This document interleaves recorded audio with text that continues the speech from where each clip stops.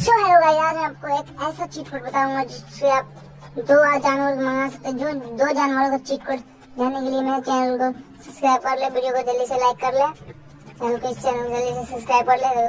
तो यहाँ हम पहले अपने जगह पे चले जाते हैं, यहाँ पे आ जाओ और उसके बाद फोन निकालो, उसमें सर्च मारो। आप उसमें 600 सर्च मारोगे तो आपको एक कुत्ता आ जाएगा। कुत्ता पर बैठ के दिखला देते हैं।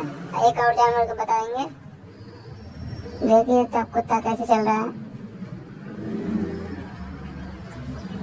अब ये कुत्ता आपको चला के दिखला दिया।